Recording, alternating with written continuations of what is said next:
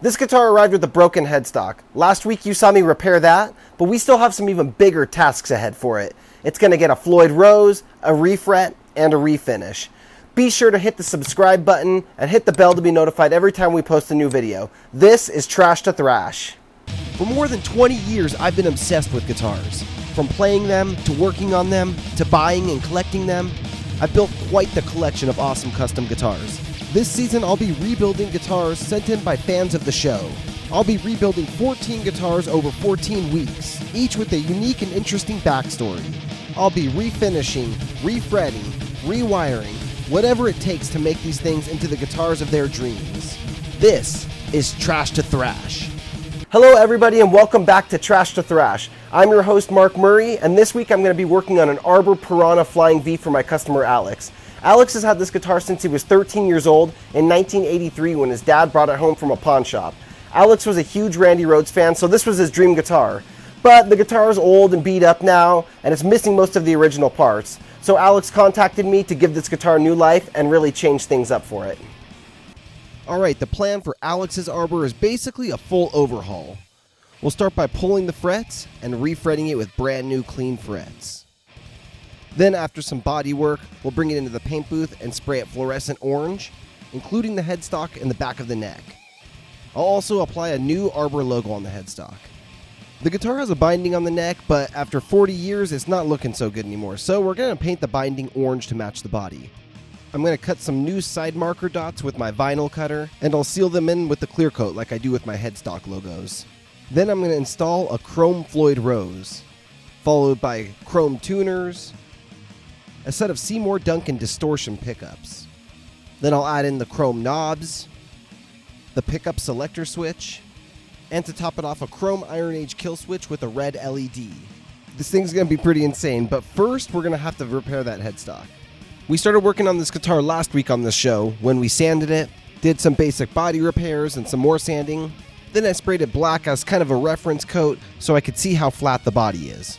To see these steps in more detail, go watch last week's episode. I also repaired the headstock by just slathering glue on it, reattaching it, and then securing it with tape. Of course, I clamped it, drilled it out, and inserted dowels to keep it strong. Then I used some Bondo to fill the holes and resanded it level. With the headstock reattached, I turned my attention to the body and started sanding it back down. The reason I painted it black before was because that's the highest contrast I could get to its original color, which was white. Now I'll resand the guitar, and anywhere that stays black I know is a low spot. This also makes it a lot easier to see which dents and chips are going to show through when I paint it. Sometimes when you have a guitar that's sanded through in certain spots and you've done some repairs on it, it's kind of hard to tell exactly where it's level and where it isn't. This guitar is going to be getting a Floyd Rose bridge, so I'm going to fill in the old bridge cutout. Earlier in the day, I glued and clamped these two pieces of wood together. The depth of the old bridge cavity was more than one piece of wood, so these two pieces together will be more than enough. Then I brought it over to the bandsaw and made sure that it was going to fit perfectly inside the cavity. One thing about this cavity is the bottom is not completely flat. It has some weird pieces sticking up. Then I got the Dremel out with the router attachment and made it perfectly flat. Now the piece I make is going to fit perfectly flush in there. So I slathered more glue in there, did the same thing to the block, and dropped it down in. Now that the block is in place, we can start filling the small gaps around the block. I used Bondo for this and then sanded it level. Now the headstock is repaired and the old bridge cavity is filled. So at this point I handed the guitar back off to Ryan. He removed the frets using a little water on a brush to help soften the wood of the fretboard and make it easier to remove the frets. This also helps to prevent the frets from chipping the fretboard as they're extracted.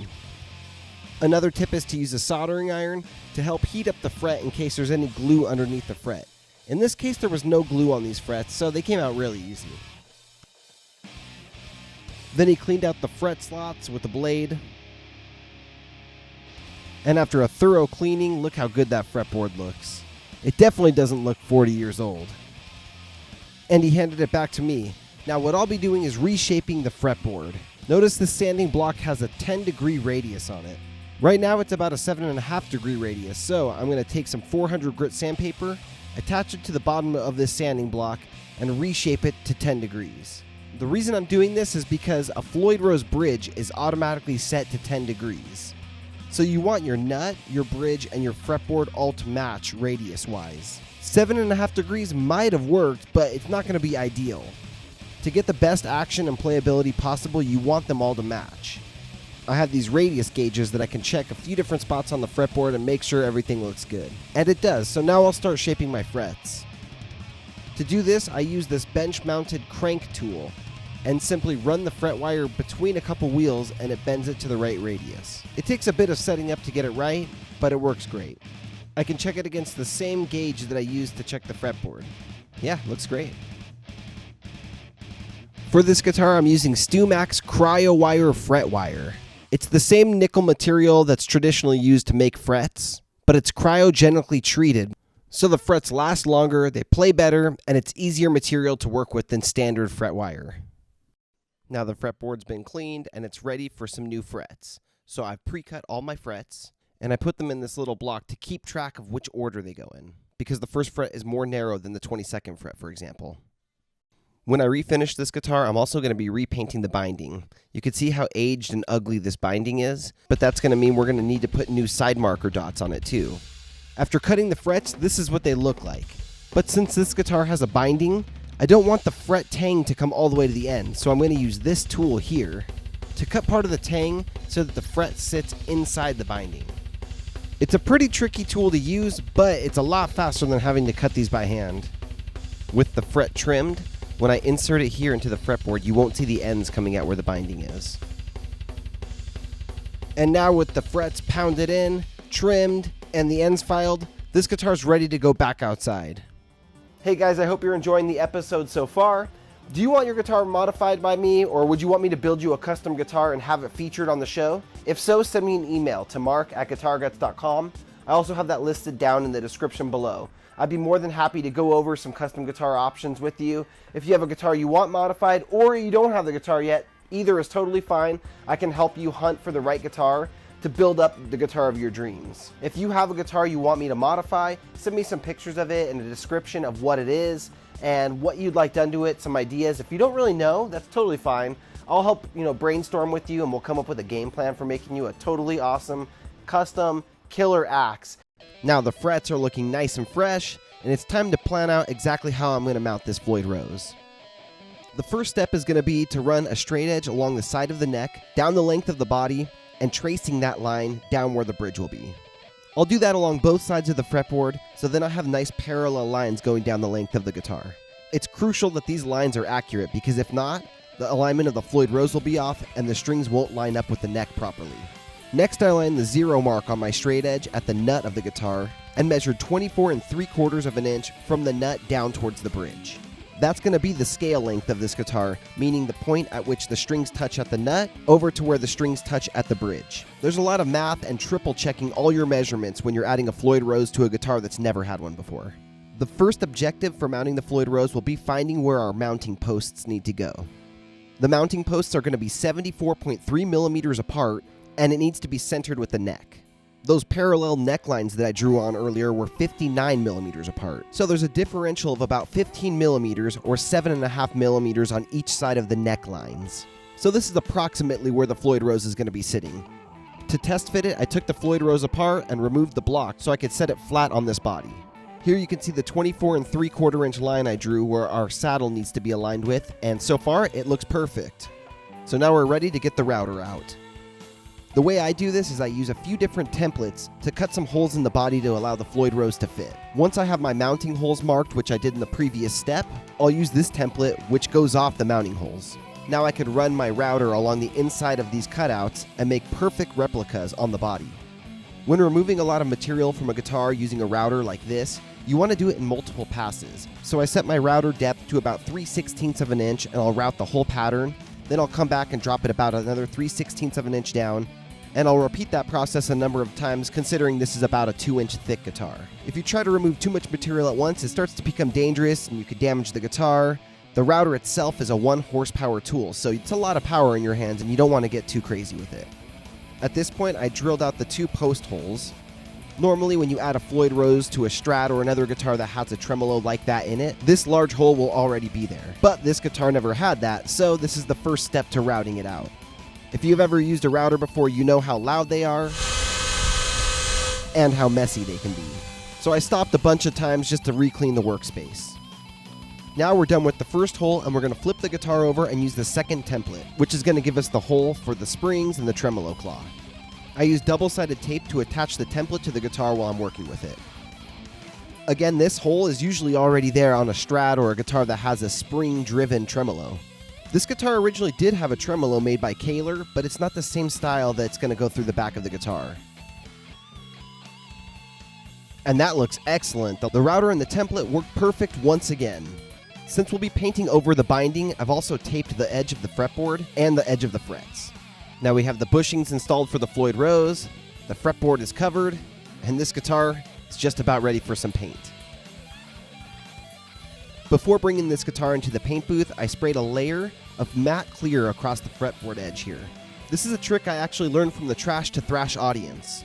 To avoid bleeding tape lines, spray a coat of clear coat onto the edge of the tape. The clear coat's going to fill all the small gaps there, and you're not going to really see it afterwards.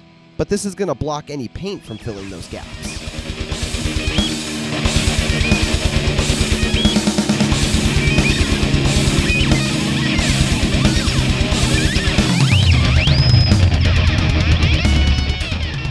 This episode of Trash to Thrash is sponsored by my friends over at Iron Age Guitar Accessories. They make kill switches, custom picks, custom knobs, all kinds of cool guitar accessories.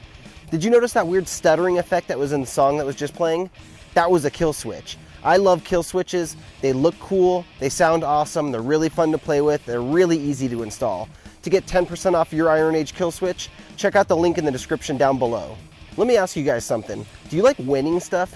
Because we're doing a giveaway. We're going to be choosing 3 lucky winners to win an Iron Age kill switch and a limited edition Guitar Guts Spearhead acrylic pick. To enter this contest, make sure you're subscribed to this YouTube channel, Guitar Guts, and the Iron Age Guitar Accessories channel, listed down in the description below. Then leave a comment below and let me know what your favorite guitar is that I've built on Trash to Thrash. I'll be picking 3 winners that tell me which guitar they like the most that I've built on this show so far. So good luck out there. If you want to buy one of these limited edition Guitar Guts Spearhead picks, the Guitar Guts kill switch, or an Iron Age kill switch, all the links are down in the description below. Alright, so the broken headstock has been repaired, the guitar's been refretted, and it's been routed out for a Floyd Rose. So much work has already gone into this guitar, and this is basically the condition that most of the guitars arrive in.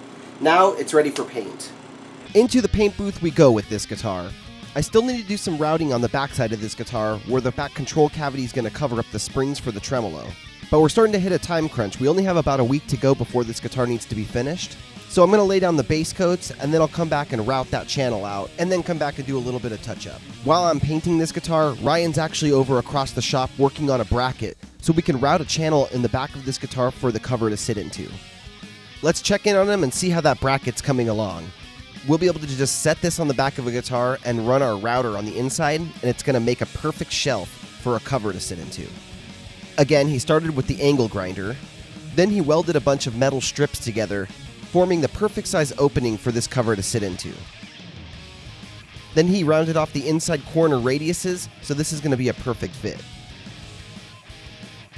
Next, I put Ryan on the task of creating some rear control cavity covers for this guitar. Since this guitar originally didn't even have one for the springs, we had to custom make one for that, and the one for the electronics was just missing. To do this task, Ryan used an angle grinder to make his main cuts. Then he smoothed out all the edges using a belt sander. Then to really clean it up and finish the job, he used a file. Ryan's a machinist by trade, so he does things a little differently than I do, but they always come out so much better than how I would do it. Then he used a drill press to drill out the holes to mount it.